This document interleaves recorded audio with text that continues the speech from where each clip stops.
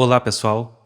Sempre que me perguntam sobre a Alemanha, uma curiosidade que a maioria das pessoas tem é sobre como que a Alemanha encara a situação do nazismo que ocorreu no século passado por ocasião e a preparação para a Segunda Guerra Mundial, todas as atrocidades cometidas, todos aqueles crimes praticados contra a humanidade, genocídios e assim por diante. E a resposta ela é bem simples e direta. A Alemanha reconheceu seu erro, é considerado em todos os livros, em todos os documentos, a comunicação oficial do governo alemão, da nação alemã, é que foi o capítulo mais negro na história daquele país. Ou seja, não há negação, não há meio termo, não há nenhuma desculpa para aquilo que ocorreu. Eles assumem a responsabilidade. Dessa forma, a Alemanha tem se empenhado em reparar esse erro, cooperando com os organismos internacionais, defendendo os princípios da democracia, dos direitos humanos, da dignidade humana e combatendo qualquer oportunidade onde possa estar crescendo algum tipo de movimento contrário a esses valores e ideais democráticos. E a segunda pergunta que é feita é: como evitar que isso ocorra novamente? Há uma situação ocorrida no julgamento dos crimes de guerra da liderança nazista, que foi chamado julgamento de Nuremberg, na cidade alemã com esse mesmo nome, e lá muitas das autoridades, muitos dos líderes militares, dos líderes políticos, dos generais comandantes das tropas, argumentaram que eles estavam apenas cumprindo ordens. Particularmente no meio militar, foi dito: nós tínhamos uma autoridade suprema, um comandante supremo que estava sobre nós e nós cumprimos a missão apenas de trabalharmos e vencermos as batalhas em nome do nosso país. Aquilo que nós já juramos fazer, aquilo que nós nos preparamos como líderes militares. Naturalmente, essa justificativa não foi aceita, porque a responsabilidade recaiu sobre todos, em todos os níveis de comando, todas as pessoas que tiveram a opção de escolher entre o certo e o errado e escolheram o lado errado foram julgadas e punidas por esses crimes. E o caminho para que isso não ocorra mais passa pela educação.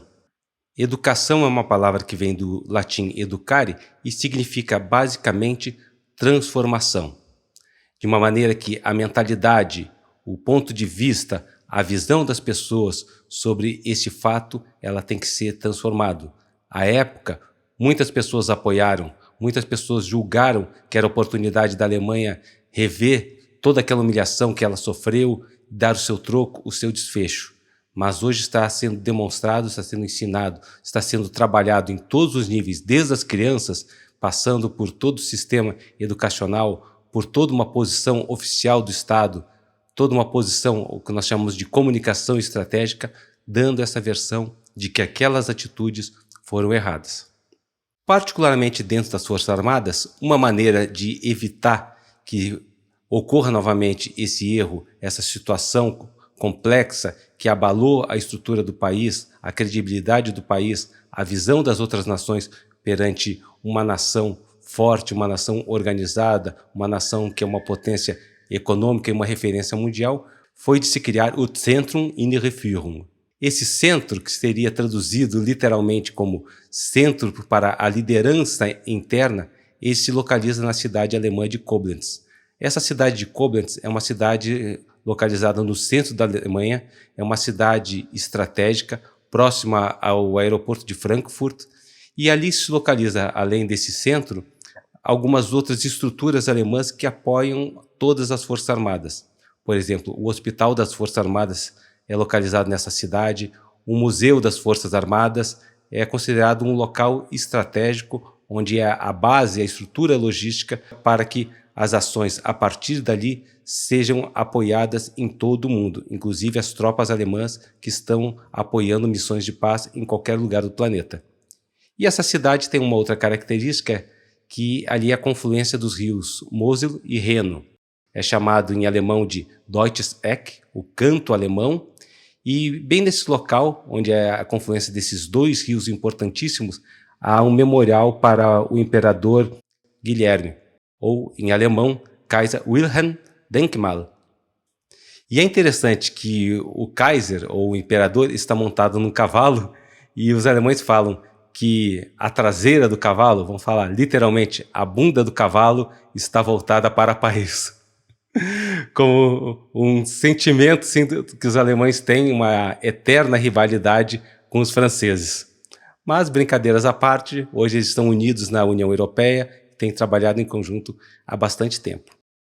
E um dos princípios básicos que rege tanto essa visão alemã, que é ensinada em todos os meios, em todas as escolas, que é propagada como a posição oficial do país, é o chamado primado da política. Ou seja, o poder político em todos os níveis é o que vai determinar o caminho por onde o país vai andar, incluindo suas forças armadas. Um exemplo, as forças armadas, elas fizeram um planejamento para executar determinadas ações, operações sobre a égide de organismos internacionais e apresentaram a conta.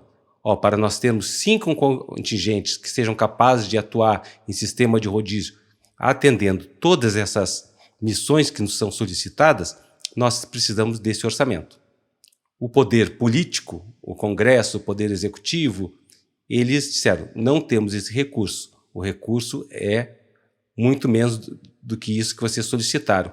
Solução adotada pelas Forças Armadas, reduziram os efetivos, reduziram os rodízios de 5 para 3 e se adequaram a essa posição. Ou seja, o poder político orientou a estrutura, o orçamento, o financiamento das Forças Armadas. As Forças Armadas também adotam um outro princípio que é o chamado o cidadão em uniforme, Bürger in Uniform, que literalmente mostra ou confirma que o militar ou o meio militar, as Forças Armadas, não são uma outra sociedade. Não existe uma sociedade militar.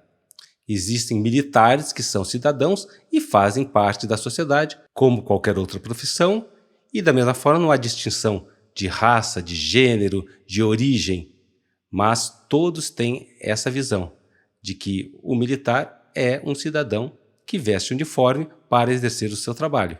E nesse local são ensinados os princípios ligados a direitos humanos, dignidade humana, cidadania, essa questão da liderança, os princípios da liderança, a responsabilidade que está ligada ao cargo.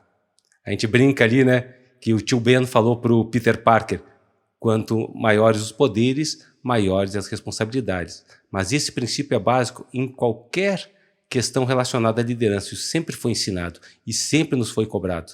Nós, como militares, no meu caso, né, sempre aprendi.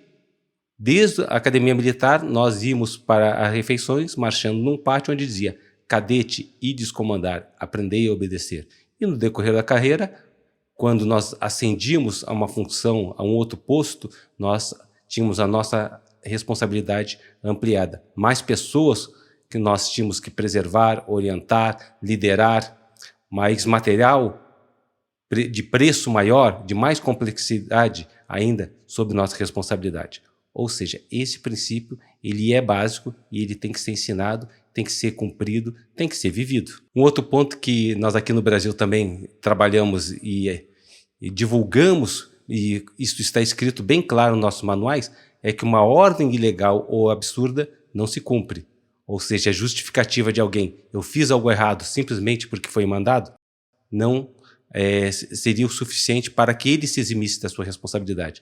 E isso foi o que ocorreu no Tribunal de Nuremberg. Nós, durante o curso de Comando Estado-Maior, tivemos a oportunidade de passar uma semana fazendo um estágio nesse centro, o Centro de Liderança Interior, né, vamos traduzir dessa forma livre, e foi uma semana muito proveitosa. Nós também tivemos a oportunidade de conhecer a cidade, visitar as instalações e ver um pouco daquele conteúdo que é passado. O Exército Brasileiro, as Forças Armadas Brasileiras nunca mandaram ninguém para fazer um curso específico, mas aqui na América do Sul, a Argentina e o Chile periodicamente mandam militares para fazer esse curso, e nesse conteúdo são abordados esses aspectos, como nós mencionamos, de direitos humanos, dignidade humana, valores, ética, moral, cidadania e o fortalecimento desse sentimento desde a origem de que nós somos responsáveis, de que nós temos que trabalhar em cima dessa defesa daqueles que são os vulneráveis, que precisam efetivamente de alguém mais forte também para defendê-los. Esse é um princípio de uma força armada. É você defender aqueles que não têm a capacidade de se defender, começando pela sua população, passando pelo seu território, passando pelas suas riquezas, mas inicialmente aquelas pessoas que são mais frágeis, que naquele momento não têm os instrumentos para se defender. Por fim, nós ficamos com essa primeira ideia sobre a educação. A educação é algo para transformar. Se alguém está estudando algo, fazendo um curso, lendo, tentando aprender algo novo, e aquilo não está impactando a sua vida, não está transformando sua vida, seus pensamentos, sua maneira de ser e pensar, alguma coisa está errada nesse processo. Eu brinco que desde a pandemia eu comecei a estudar um pouco mais sobre áudio, vídeo, produção e assuntos que eu não tinha um mínimo conhecimento.